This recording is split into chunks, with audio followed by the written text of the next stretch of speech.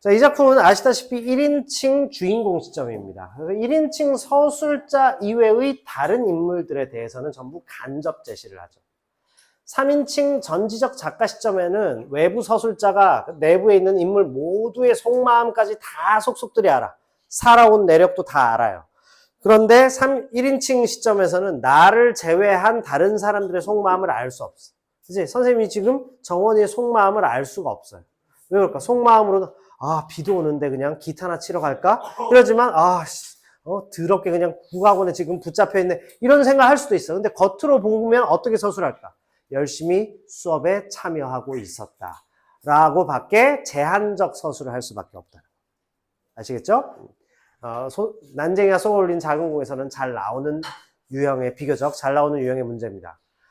그게 뭐냐 했더니 철거 개고장. 기어코 왔구나. 이게 중요해요. 기어코 왔다는 건 무슨 말일까? 엄마가 이미 예감하고 있다. 이미 예견하고 있었죠. 그죠? 예감하고 있어요. 예측하고 있었어요. 이미 나올 줄 알고 있었다는 겁니다. 그러니까 집을 헐라는 거지, 우리가 꼭 받아야 할 것이라는 말 속에 담긴 의미는 뭘까? 우리가 꼭 받아야 할 것.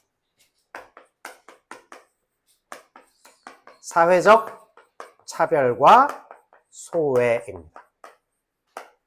사회적 차별과 소외를 받아야 하는데 그 중에서 집까지 헐라는 거야. 이제서야 나온 셈이로구나. 이렇게 얘기했습니다. 자, 그러고 나서 아까 선생님이 시작할 때 말씀드린 간접 제시가 나오죠. 엄마가 식사를 중단했어.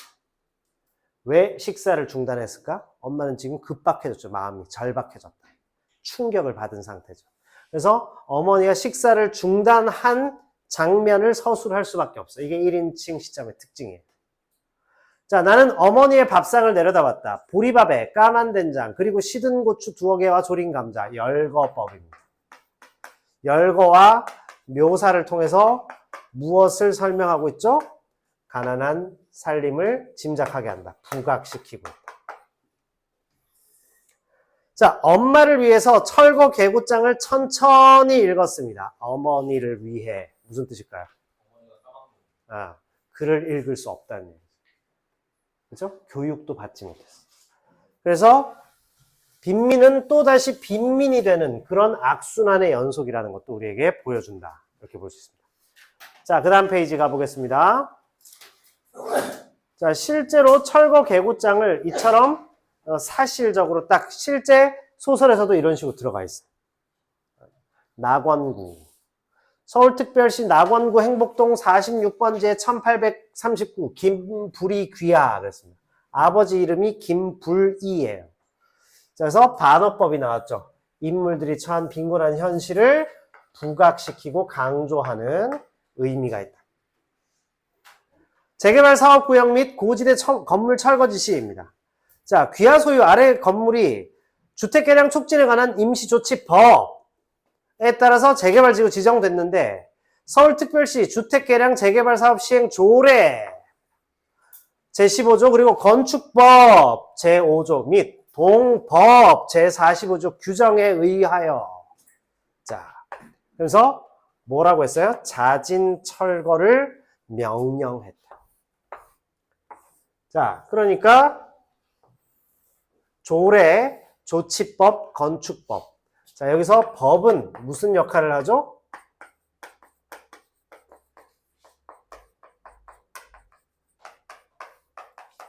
빈민에게 폭력을 행사하는 도구예요.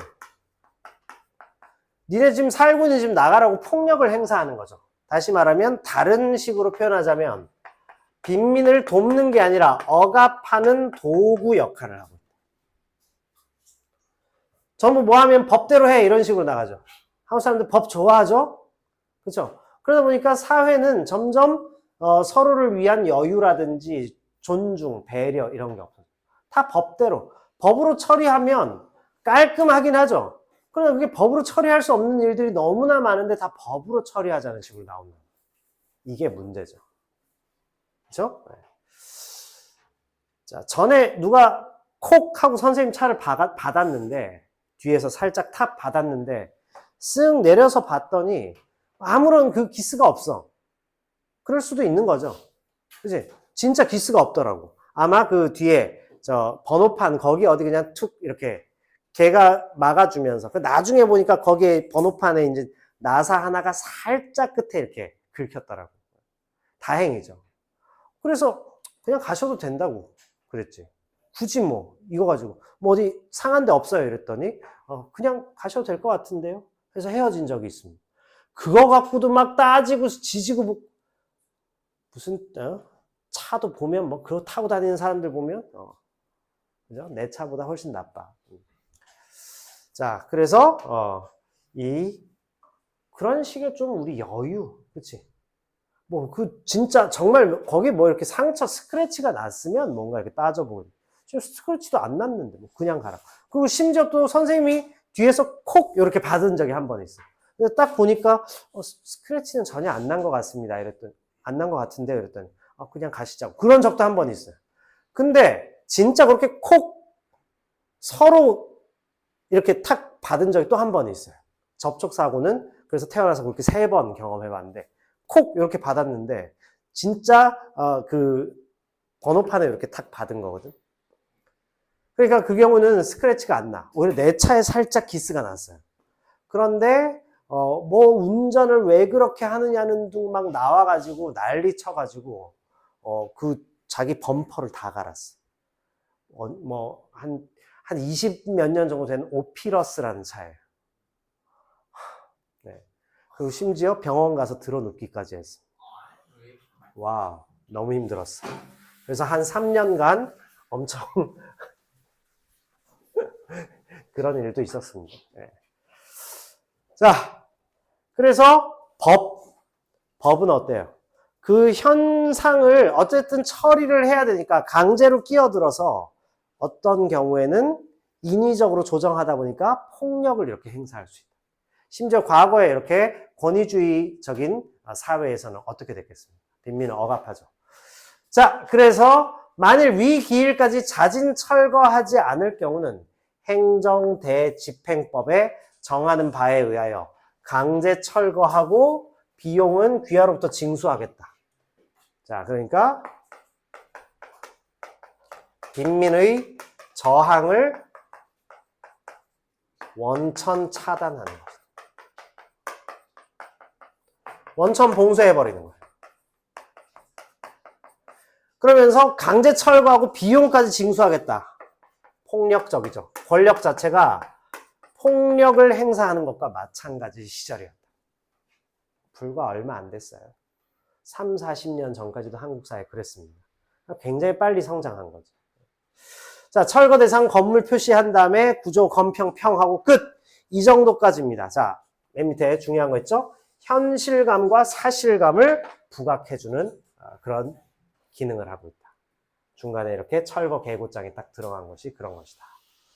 이렇게 볼 수 있겠습니다. 그렇죠? 매우 생생하게 지금 전달한. 어떤 판본, 어느 출판사에서 나왔던 이게 이렇게 딱 들어가 있어요. 중간에. 엄마는 조각마루 끝에 앉아 말이 없습니다. 왜 말이 없었을까? 이 간접제시죠. 아까 설명한 간접제시. 그래서 중요한 거예요. 말이 없는 이유 얘기해 보세요. 그렇죠? 절망, 충격을 받은 상태죠. 그렇죠? 네. 그래서 선생님 우리 루치오 볼 때마다 말이 없죠. 충격을 받아, 절망. 네. 자, 벽돌 공장에 농담이었길 바래요. 자, 벽돌 공장의 높은 굴뚝 그림자가 시멘트 닿으면서 꺾어집니다. 그러면서 굴뚝 그림자가 좁은 마당을 덮었어요. 산업사회가 빈민에게 가하는 폭력적 현실이죠. 그죠? 난쟁이 일가를 지금 억압한다. 그래서 암울한 미래입니다. 앞으로 어두움이 드리워집니다. 영희가 희생해서 그래도 나중에 아파트 입주권으로 입주 절차 마쳤는데, 자, 동네 사람들이 골목으로 나와서 뭐라고 막 소리치고 있었습니다. 통장은 그들 사이를 비집고 나와 방죽 쪽으로 걸음을 옮겼어요. 엄마는 식사를 끝내지 않은 밥상을 들고 부엌으로 들어갔습니다. 두 무릎을 고추 세우고 앉았어요. 고추 세웠습니다. 네. 자, 그러니까 똑바로 이렇게 세웠다는 뜻이죠. 그죠? 네. 자, 그래서 왜 웃고 계시죠, 다들? 네. 자, 고추 세웠습니다. 고추. 자, 그래서 똑바로 올곧게 이렇게 세웠다. 잘 세웠습니다. 자, 그래서 손을 들어, 그러고는 탁 이렇게 앉아가지고 가슴을 치고 바닥을 한번 치고. 그죠? 왜 그럴까? 엄마가 지금 한을 느낀다. 고통스러운 한이란 말. 나는 동사무소로 갔다. 행복동 주민들이 잔뜩 몰려들어 자기 의견들을 큰 소리로 말하고 있었다. 들을 사람은 두셋밖에 안 돼. 동사무소 관계자 한 두세 명 앉혀놓은 거야. 그러고는 수십 명이 동시에 떠들어대고 있었다. 그런데 쓸데없는 짓이었다. 이랬습니다. 자, 여기에 서술자는 첫째 아들 영수입니다. 영수의 성격은 어떨까? 인물 됨됨이. 성격은. 냉정하다고 하면 차가운 걸까? 냉철한 현실 인식을 가지고 있는 사람. 현실 인식을 잘하고 있다. 딱 보고 그런 짓을 해서 뭐해? 어차피 쓸모없는 짓인데. 다 알고 있는 거야. 이거 떠든다고 해결될 문제 같으면 가서 막 소리 지르면 되지. 떠든다고 해결될 문제는 아니었다. 여기 설명이 굉장히 부실하네. 떠든다고 해결될 문제가 아니다. 그러면 뭘로 해결할 수 있죠? 법으로 지금 빈민을 억압했다니까. 물론 법이야. 쟤는 되게 여유가 없고 아주 이기적인 놈이야. 법 가지고. 혁명 가지고 해결해야 되는데 혁명이 가능할까요? 자, 그러니까 왜 이런 문제가 벌어졌느냐. 사회 구조적 문제이기 때문이죠. 그렇죠? 우리가 떠든다고 이걸 해결할 수 있는 게 아니야. 제 별명이 뭐였지? 진봉이요? 진봉이. 왜 지금 공부 잘하는 왜 건드려 자꾸? 우리 학원에 지금 희망인데. 자, 떠든다고 해결될 문제는 아니었다. 진봉이도 희망이야. 진봉이 이번엔 몇 점 받을 수 있어?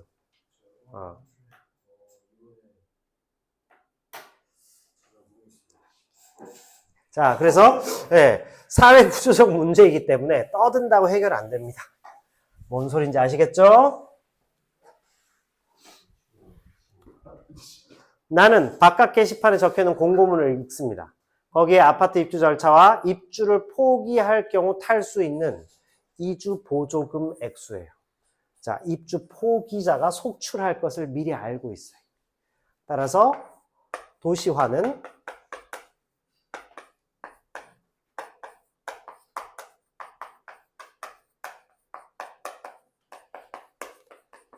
빈민을 위한 것이 아니다, 이 소리. 자, 그러면 이 도시화는 가진 자를 위한 것이죠. 그죠? 여기서 인간 소외, 비인간화가 나타나. 그죠? 비가 다 그쳤잖아. 자, 오늘 저녁에 야구할 수 있겠네. 자, 입주 포기 시 탈 수 있는 액수 같은 것이 적혀 있어요. 그러니까 아파트 자체가 이미 빈민을 위해 지어주는 게 아니야. 이 사람들 쫓아내고 거대 기업이 막 지어대는 그 아파트를 위해서 다 몰아내버립니다. 몰아내면서 좀 돈 좀 쥐어주고 가서 정착할 수 있는 걸 도와주면 얼마나 좋을까. 그걸 안 했다라는 얘기죠. 그렇죠? 그러니까 후진국이었죠. 자, 동사무소 주인은 시장 바닥과 같아요. 주민들과 그 다음 중요한 거 했죠. 아파트 거간꾼들입니다. 거간꾼들이 뭐죠? 부동산 업자, 투기 업자들이죠. 이 투기 업자들의 문제는 뭘까요? 이 당시의 돈으로 한 12만 원, 13만 원, 여기에 나오는 표현으로는 15만 원, 20만 원 이런 돈으로 사. 그걸 산 다음에 곧바로 49만 원, 50만 원 이렇게 입주권을 팔아요. 그 다음에 뭐 입주할 때는 몇 천만 원 이렇게 들겠지. 1,000만 원, 2천만 원 당시 돈으로. 70년대 초반이라. 그러니까 지금으로 따지면 막 5억, 10억 이런 돈으로 이제 아파트 값을 막 올리는 거야. 그치? 따라서 이 투기업자는 빈민을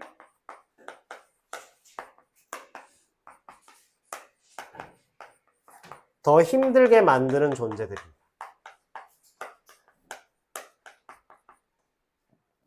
시장 바닥과 같다. 즉 거기서 하여튼 막, 자, 입주권 삽니다. 파세요. 이러면서 막, 골라, 막 이렇게 되는 거예요. 돈 주고 받으면서 이렇게 팔아제치는 이런 문제가 벌어졌다.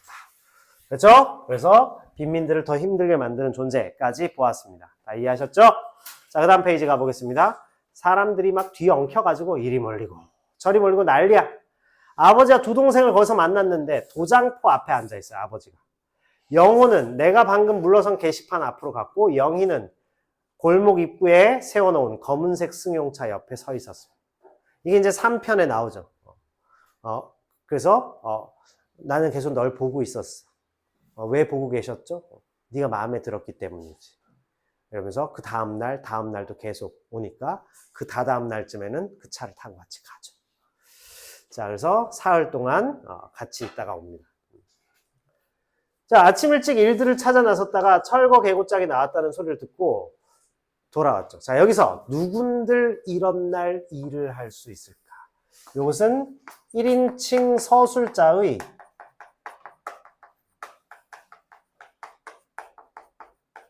개입이야. 중간에 끼어들어서 논평을 한 거예요. 서술자의 개입이 현대소설에도 이렇게 들어있다는 사실입니다. 아시겠죠? 누군들 이런 날 일을 할 수 있을까?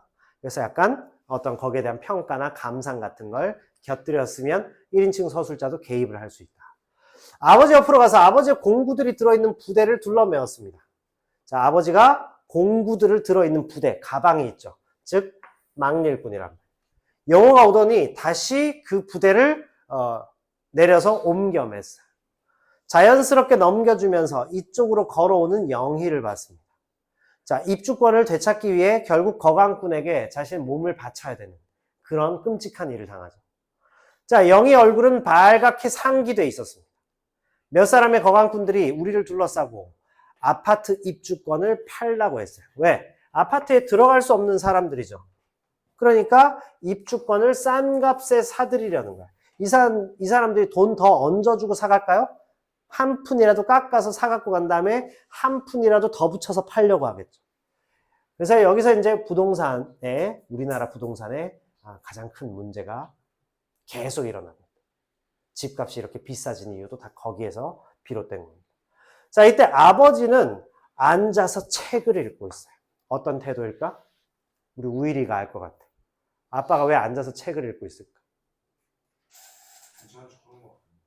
괜찮은 척 한다고? 그건 너무 씩씩한 거야. 우일이가 씩씩해서 그래. 왜 그럴까요? 그걸 반대로 살짝 비틀면 왜 책을 읽고 있을까? 바깥에 지금 다 이러고 있는데 아빠는 앉아서 책 읽고 있어. 그렇죠. 정확했습니다. 체념. 도피적인 성격을 갖고 있다. 체념했어.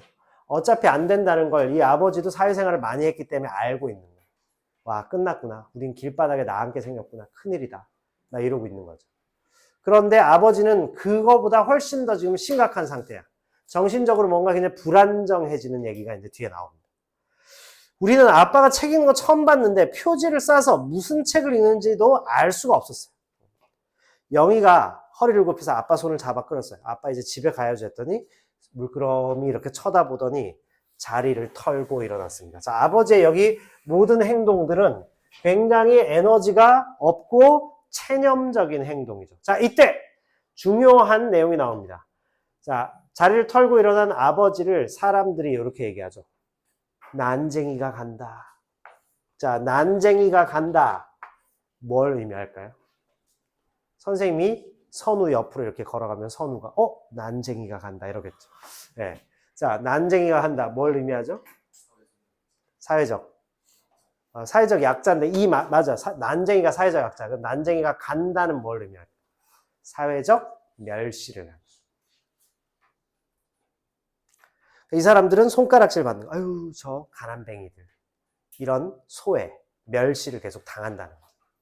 아시겠어요? 아이고, 저기 락커. 뭐 이러면서.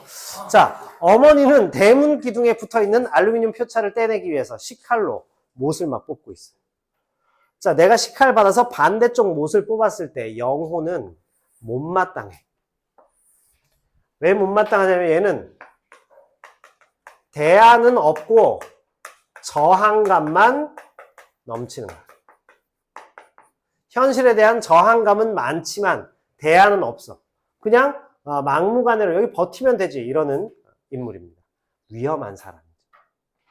자, 그러나 마음에 드는 일이 우리에게 일어나 주기를 바랄 수는 없는 일이죠. 엄마는 무허가 건물 번호가 새겨진 알루미늄 표찰입니다. 자, 이 표찰은 입주권으로 바꿀 수 있는 거죠. 그래서 이 표찰을 넘겨주고 돈 얼마를 받아서 정리하고 얘네들이 어디론가 떠나야 돼, 지금. 자, 이 지역이 어디 쪽이냐면 저기 중계동 이쪽 지역이에요. 그때부터 아파트를 서서히 지어 나가더니 한 10km, 하여튼 수 킬로미터에 걸쳐서 하계동, 중계동, 상계동 거기 전체를 쭉 가면서 전체가 다 아파트로 채워지기 시작했죠. 원래 거기에 살았던 사람들은 전부 다른 곳으로 뿔뿔이 흩어지거나 쫓겨나거나 이렇게 됐다. 자, 나중에 괴로운 일이 생길 것이다. 엄마가 왜 헌신적이냐면 일단 무조건 가족들을 위해서 현실을 무조건 받아들여야 돼. 그래서 일단 막 챙겨놔야 돼요. 그래서 나중에 우리가 문제가 생길 때를 대비해서 가족을 위해서 살고 있는 거예요. 나가서 뭐 이런저런 일을 해야 하겠지만 문맹이죠. 그러니까 할 수 있는 일도 굉장히 제한적이었어요. 물론 일도 했겠지. 그지? 그런 일들이 여기에서 쭉 벌어집니다. 그래서 살고 있던 집을 철거하라는 철거 계고장이 나오면서 집안 자체가 지금 아수라장이 되어버렸다. 엄마는 손바닥에 놓인 표찰을 말없이 들여다보았다. 무슨 의미일까요? 쓰세요. 안타까움과 미련입니다. 말없이 이렇게 들여다보고 있어. 자, 안타까움과 미련이야. 왜 그럴까? 지금 우리가 쫓겨나야 되니까 안타깝죠. 그런데 오랫동안 여기 정들었던 곳을 나가 하니까 나가야 된단 말이야. 그러니까 미련도 남아있다는 거야. 영희가 이번에는 엄마 손을 잡아 끌었어. 이랬더니 너희들이 놀게 되지만 않았어도 난 별 걱정을 안 했을 것이다. 거다. 이랬습니다. 자녀들이 왜 실직을 했냐면 야간에 잔업을 했는데 야근을 했단 말이에요. 근데 수당을 후려치기를 한 거예요. 2편에 나오죠, 그 얘기가. 그래가지고 거기에 대해서 저항했더니 공장에서 다 잘라버렸어. 자, 자녀들의 실직은 결국 자본가의 횡포를 의미하는 겁니다, 여기에서. 그리고 이와 같은 자본가의 횡포는 지금도 계속 이어지고 있어요. 20날 안에 무슨 뾰족한 수가 생기겠니? 하나하나 정리를 해야지. 입주권을 팔려고 그래요? 영희가 물으니까. 팔긴 왜 팔아? 하면서 입주권을 팔아서는 안 된다면서 그냥 거부만 하는 거예요. 영호가 큰 소리로 외치면서 짜증을 내는 겁니다. 그럼 아파트 입주할 돈이 있어야지 이랬습니다. 자, 그래서 여기에 갈등의 근본적 원인이 뭐죠? 그놈의 돈이죠. 그죠? 머니 해도 머니가 최고입니다. 그렇죠? 네. 그런 얘기예요. 그래서 우리 연세가 있으신 집안의 어르신들한테도 돈 드리면 그렇게 좋아하시더라고요. 아유, 이런 거 필요 없다면서 돈만 드리면 너무 좋아요. 난 그냥 막 업고 다니려고 하실 정도예요. 왜 그럴까? 돈이 좋으니까. 그치? 그리고 어떤 면에서 그게 마음을 받는 거지. 우리가 자기의 어떤 정이 있으면 돈이 가게 돼 있어. 그죠? 돈을 나누는 건 어떤 종류에서는 정입니다. 용돈 드리고 이런 거 있죠. 부모님 용돈 챙겨드리고 생활비 챙겨드리고. 언제 그렇게 커가지고 사람 노릇하고 살래 얘들아?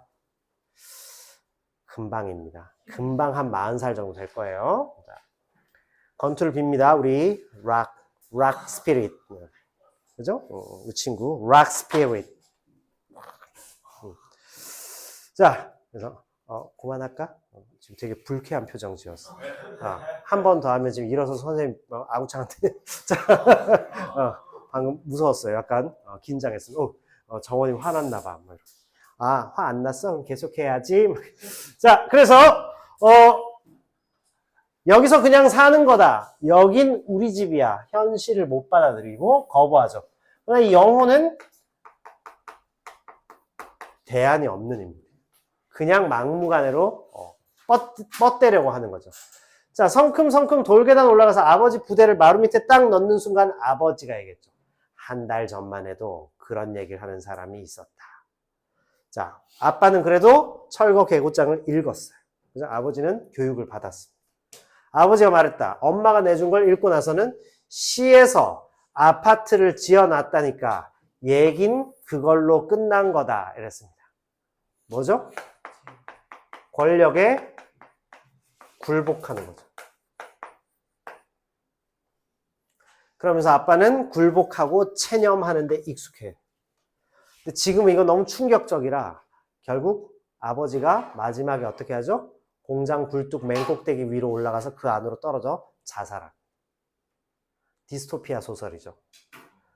자, 그건 우리를 위해서 지은 게 아니에요. 했더니 돈도 많이 있어야 되잖아요. 영희가 마당가에 펜지꽃 앞에 서 있습니다. 펜지꽃의 이미지는 약하고 그 다음에 여리고 상처를 받기 쉬운 그런 존재. 연약한 이미지. 자, 그러면서 이들의 가장 선생님이 이 1편에서 제일 마음이 아픈 문장 중에 하나가 이거죠. 우린 못 떠나 했는데 뭐죠? 갈 곳이 없어. 어? 그래? 와, 윤재 역시 훌륭한 친구였어. 공부를 안 하잖아. 근데. 괜찮아요.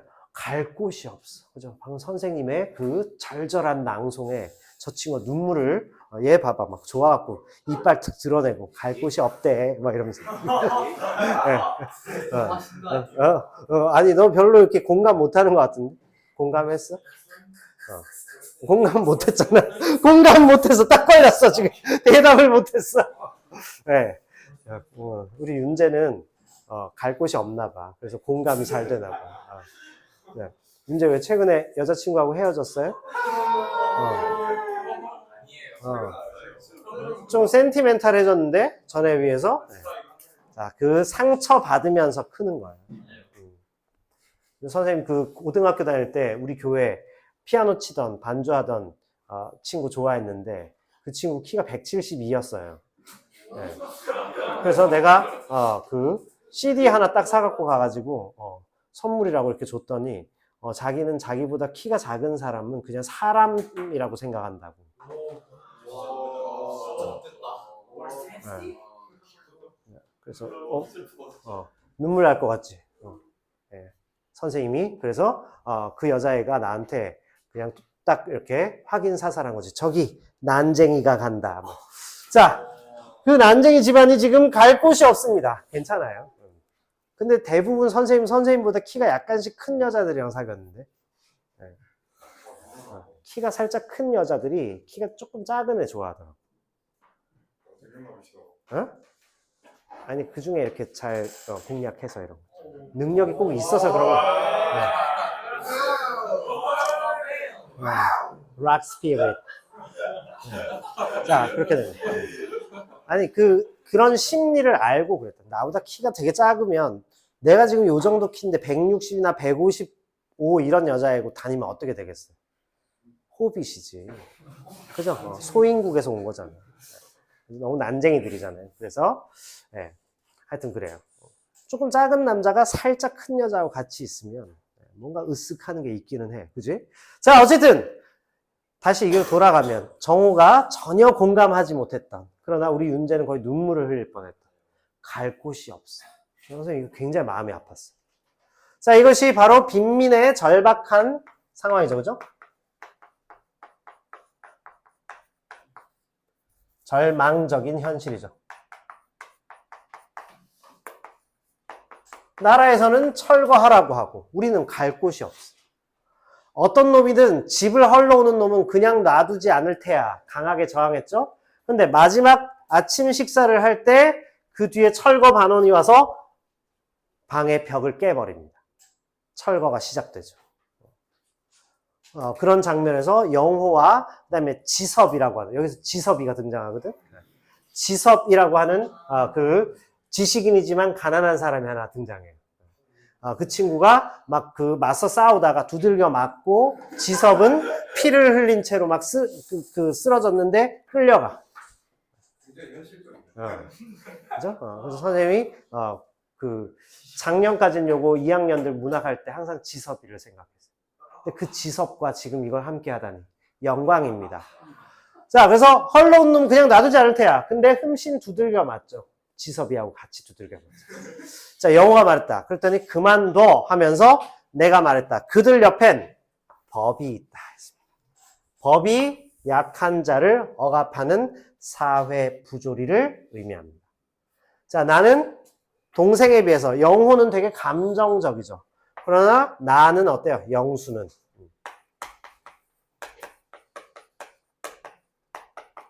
현실을 아주 직시하는 능력을 갖고 있다. 자, 됐죠?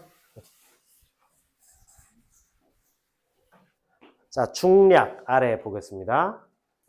나는 아버지가 그동안 충분히 일했고 아버지와 어머니의 선조들도 모두 고생했어요. 자, 선조들이 누구였냐면 그 노비였습니다. 대대로 노비였어요.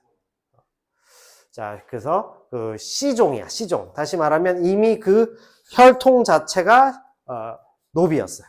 중간에 뭐가 잘못돼서 노비가 된 거나 이런 게 아니고. 그래서 씨종의 자식이었다라고 하니까 결국 노비. 그래서 조선시대까지 전통사회에서 노비였던 자들의 후손이 현대사회로 와서 빈민이 된 거죠. 도시 빈민. 가난의 대물림을 보여주는 것이다. 가난에서 벗어나지 못했다. 자, 이것이 바로 대를 물려준다는 얘기죠. 그래서 대물림을 했다. 이것을 무슨 되물림이라고 얘기하는 사람인데 틀린 표현이에요. 대를 물렸다는 얘기입니다. 대를 물려주는 거. 가난이 계속 반복되는 거죠. 악순환입니다. 아파트 입주권 가격은 자꾸 올라요. 집값 자꾸 오르니까 애를 안 낳고 이런 사회까지 왔지. 그치? 부동산 가지고 그만해야 되는데 아파트 입주할 능력이 없는 행복동 사람들은 하나 둘 동네를 떠나기 시작합니다. 입주권 팔고 빨리 어디 나가서 그냥 정착하려고 나가는 거예요. 진짜 콧구멍 만한 방에 새 들고 들어가가지고 막 찢어지게 가난하게 살면서 거기서 또 시작해야 되는 것이죠. 자, 이때 영희야, 큰오빠는 어디 있니? 그러면서 방에 있어요. 엄마가 얘기합니다. 아버지가 어딜 가셨을까?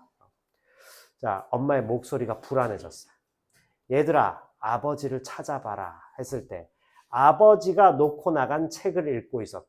그때 그것은 1만 년 후의 세계라는 책이었다. 1만 년 후의 세계. 무슨 뜻일까요? 희망하지만 오지 않는 미래. 현실에서 이런 문제는 해결될 수 없다라는 뜻이에요. 어디에선가는 지금도 이런 일들이 벌어지고 있다. 그런 내용이죠. 네. 비가 오고 나니까 창문이 깨끗해졌네요. 공짜로 창문 닦았네. 자, 영희는 온종일 펜짓꽃 앞에 앉아 줄 끊어진 기타를 쳤습니다. 최후의 시장에 사왔어요. 내가 방통고 강의를 받기 위해 라디오를 사러 갈 때 영희가 따라왔습니다.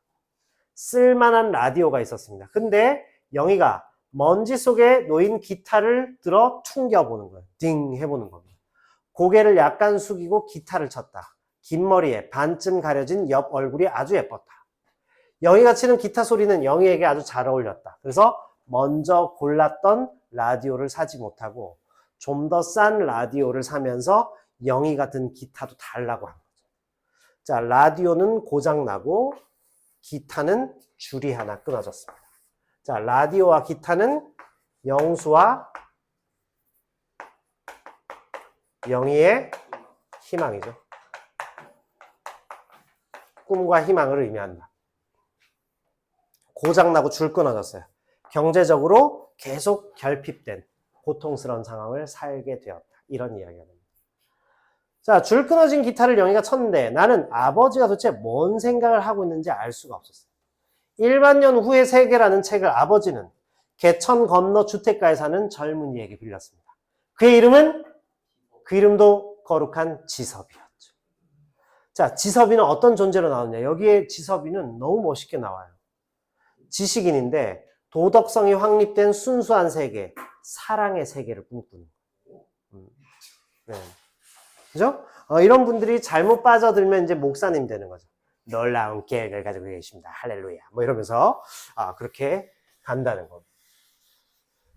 자, 그래서 이 지섭이를 만났는데 지섭은 밝고 깨끗한 주택가 3층에 살았어요. 근데 지섭이는 그 집 가정교사입니다. 우리 현실의 지섭이는 절대 이런 게 될 수 없죠. 그죠? 그러나 이 소설 속 지섭이는 이게 가능했어.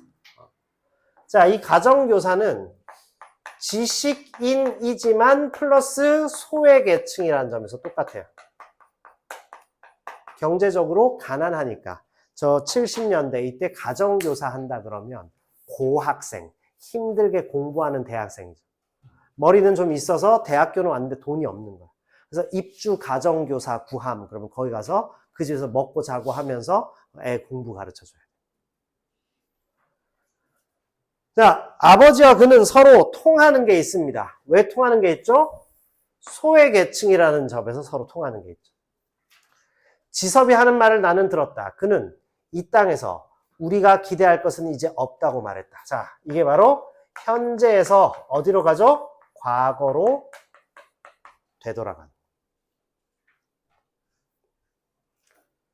과거에 지섭이 했던 말, 그 당시로 갔죠. 아버지가 왜? 이렇게 물으니까 지섭이 말하죠. 사람들은 사랑이 없는 욕망만 갖고 있습니다. 그래서 단 한 사람도 남을 위해 눈물을 흘릴 줄 모릅니다. 이런 사람들만 사는 땅은 죽은 땅입니다. 자, 왜 죽은 땅이라고 하죠? 희망이 없기 때문이죠. 희망이 왜 없죠? 이기적인 개인의 욕망만 득식을 되고 있는 세상이기 때문에. 아시겠어요?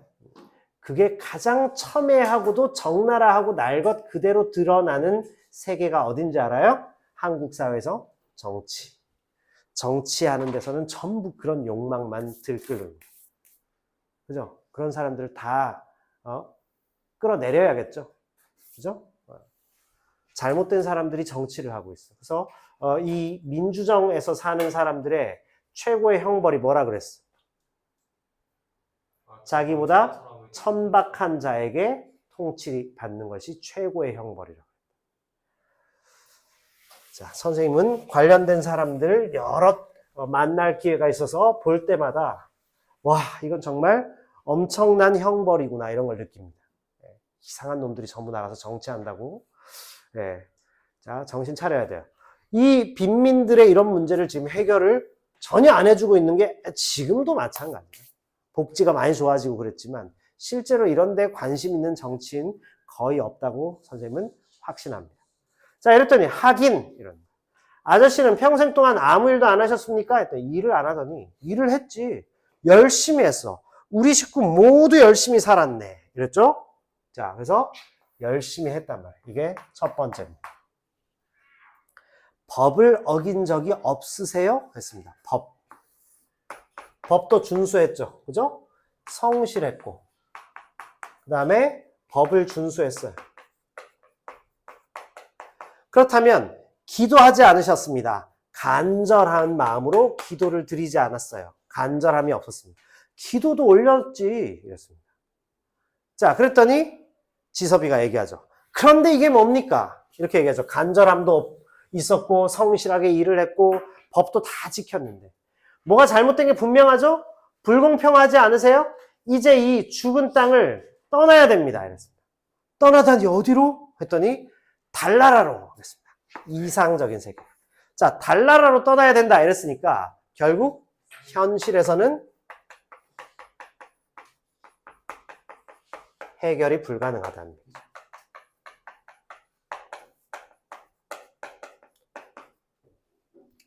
달나라로 떠나야 된다 이렇게 했으니까 현실에서는 불가능해요.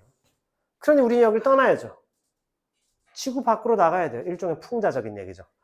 자, 이때 다시 여기까지가 과거 회상이에요. 과거 회상에서 얘들아 하면서 다시 현재로 돌아옵니다. 엄마가 막 소리쳐서 아이들을 부르는 거예요.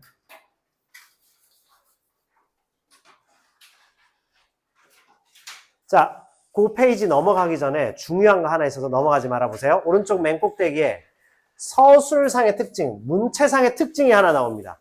보면 툭툭 내뱉듯이 말을 하죠. 짧은 문장을 사용하고 접속사나 수식어가 거의 없어요. 자, 주관적 생각이나 느낌도 거의 얘기하지 않습니다. 그리고는 매우 객관적으로만 계속 툭툭 내뱉듯이 말을 한다. 그래서 오히려 거기에서 깊이 있는 서정성이 창출돼요. 만들어진다. 그러니까 우화적인 느낌을 주죠. 그래서 오히려 이 서정성 때문에 폭력적인 사회의 비극적 상황이 더 부각되는 효과가 생긴다. 이런 얘기예요. 아시겠죠? 지금 우리가 봤을 때 몸이 건조하면서도 약간 동화 같은 얘기가 펼쳐지는데 그 안에서 공감을 하는 거야. 아까 윤재 봐봐.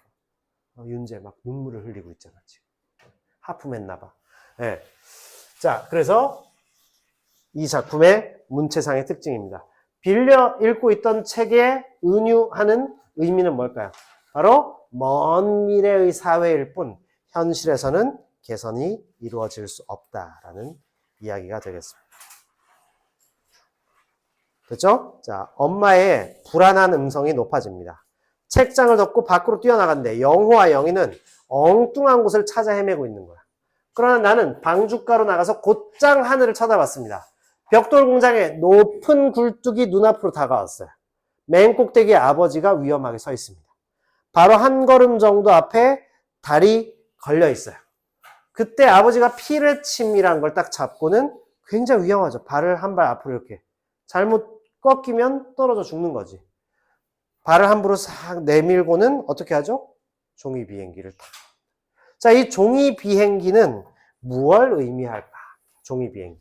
난쟁이가 쏘아 올린 작은 공에 해당하는 게 여기서는 종이 비행기죠. 종이 비행기는 달을 향해서 날려보냈다. 그죠?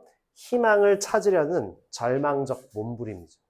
그러면 종이 비행기를 접었어. 그냥 비행기만 날렸을까? 여기서 상상해 볼 수 있죠. 종이 비행기 안에는 뭔가 소망을 적었을 수도 있어요. 우리 가족이 굶지 않고 물질적으로 궁핍하지 않게 해주세요. 이런 기도를 담아서 날려보냈을 것이다. 살 집이 필요해요. 뭐 이런 것들을 썼겠죠. 그죠? 아주 절박하고 처절한 상황이라는 얘기입니다. 자, 뒷부분의 줄거리 보겠습니다. 2부입니다. 이러면서 1부가 여기서 끝나요. 종이 비행기를 날렸다 이러고 끝납니다. 2부, 난쟁이 가족은 투기업자에게 입주권을 팔아요. 그러나 가족의 몫으로 돌아오는 게 거의 없어졌어요. 왜냐면 거의 없어. 왜? 왜냐하면 그 전세를 누구한테 줘서 그 뒷방에 이렇게 새들어 살던 집 한 12만 원인가 18만 원인가의 돈에서 절반 정도가 바로 그 집이 나가면서 없어져 버려요. 자, 난쟁이 가족이 사라진 영희와 아버지를 찾느라고 행복동을 떠나지 못한 거야.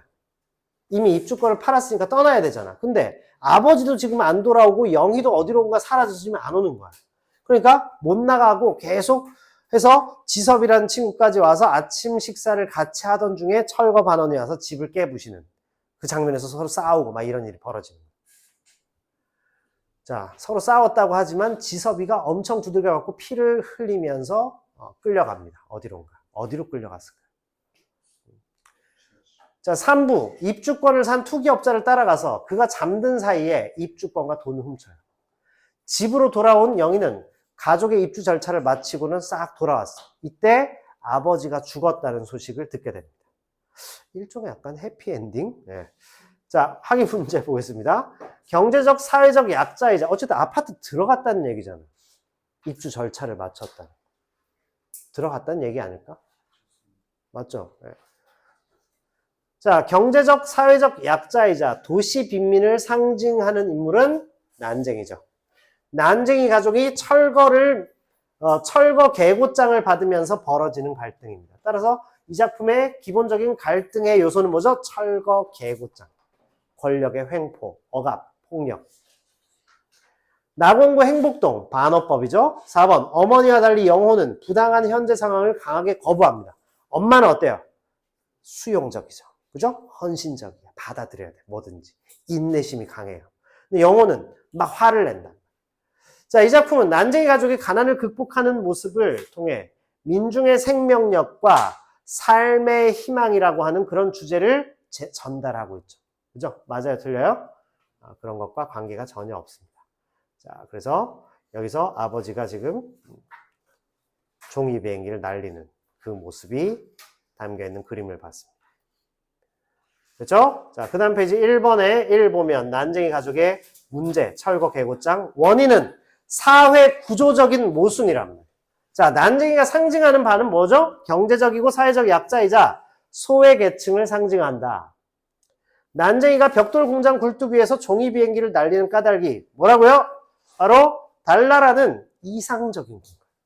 따라서 난쟁이가 달나라를 향해 종이 비행기를 날리는 것은 현실, 고통스러운 현실을 벗어나고 싶어하는 마음이 담겨있다. 이렇게 볼 수 있습니다.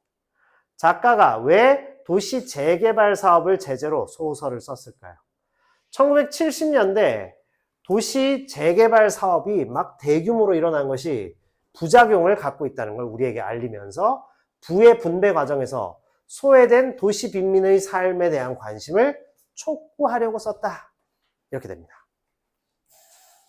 됐죠? 그래서 연작소설 난쟁이가 쏘아올린 작은 공의 차례, 메비우스의 띠, 칼날, 우주여행, 난소공, 육교 위에서, 궤도회전, 기계도시, 은강노동가족의 생계비, 잘못은 신에게도 있다, 클란시의 병, 내 그물로 오는 가시고기, 전부 다가 연작소설들인데 전부 이 도시 빈민들의 삶과 연관된 이 소설 한 권을 앉은 자리에서 몇 시간이고 다 읽고 나면 정신병 올 것 같아요. 너무 우울한 내용이 많이 들어있습니다. 쉬엄쉬엄 읽어야 돼요. 한 번에 다 읽으면 정호는 큰 문제가 올지도. 정호? 왜냐면 갈 곳이 없어. 여기에 전혀 공감을 못했어. 공감했어? 했어? 알았어요. 네, 알겠어요. 정호가 보니까 엮어 읽기 같은 거 안 들어간다 했나? 토니 모리슨의 술라. 이건 들어가겠죠? 자, 토니 모리슨의 술라까지 보고 잠깐 쉬겠습니다. 자, 이 내용을 보면 여기에 등장하는 곳이 어디냐면 바닥촌이에요. 바닥이에요. 바닥촌은 백인 농부가 흑인 노예에게 힘든 일을 잘해내면 주겠다고 약속한 한 떼기의 땅입니다. 요 정도 되는 땅이에요. 백인 농부는 흑인들에게 비옥한 골짜기의 땅을 주기가 아깝죠. 그래서 비옥하지 않은 언덕의 땅을 주면서 그곳이 하나님이 보시기에는 바닥이라고 합니다. 세월이 흘러 언덕 아래 백인들의 비옥한 마을은 발전을 거듭하면서 열기와 먼지로 자욱해집니다. 그에 비해서 바닥촌 오두막들을 보호해주는 아름드리 나무들은 훌륭한 경관을 연출하게 돼요. 백인들은 흑인들의 마을 바닥촌이 그렇게 울창한 숲까지 이루니까 거기에 또 욕심을 내는 겁니다.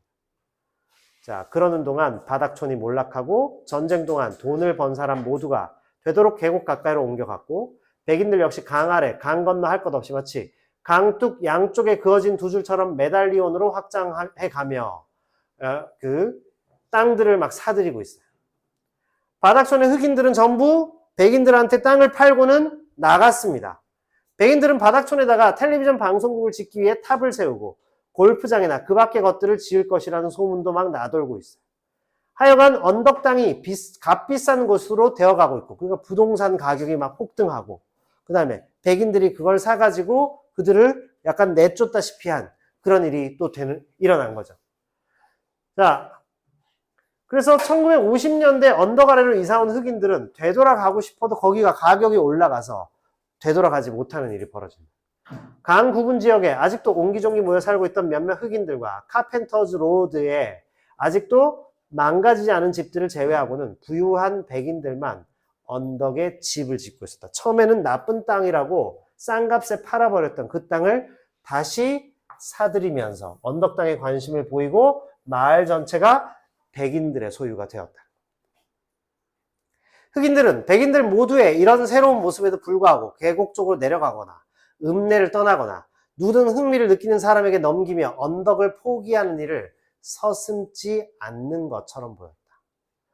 바닥촌은 정말 살만한 곳이었기 때문에 더욱 슬픈 일이 되었다는 겁니다. 이제 젊은이들은 공동체에 관해 거듭 이야기하면서도 이 언덕을 가난한 이들, 늙은 이들, 고집센 이들, 그러니까 굉장히 가난뱅이로 빈민으로 그 지역에 남으려면 남아라 할 수 있는 사람들과 대다수의 부유한 백인들을 남겨두고는 젊은이들이 다 떠나가 버렸다.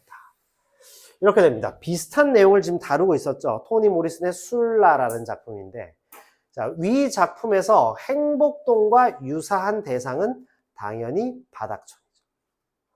자, 그리고 난쟁이 가족의 행복동은 지금은 철거민들이 사는 판자촌이었지만 나가고 나면 거기를 싹 밀어버리고 부유한 사람들이 사는 아파트를 지어버려요. 바닥초는 똑같다. 자, 그래서 미국 사회 문제와 난소공에 드러난 사회 문제, 결국 사회 경제적 약자는 고통받고 수탈당하고 억압을 받을 수밖에 없는 그런 사회 부조리를 보여주고 있다 할 것입니다. 됐죠? 자, 잠시 쉬었다가 그 뒤에 있는 현대시 2편 하고 오늘은 여기서 마무리하겠습니다.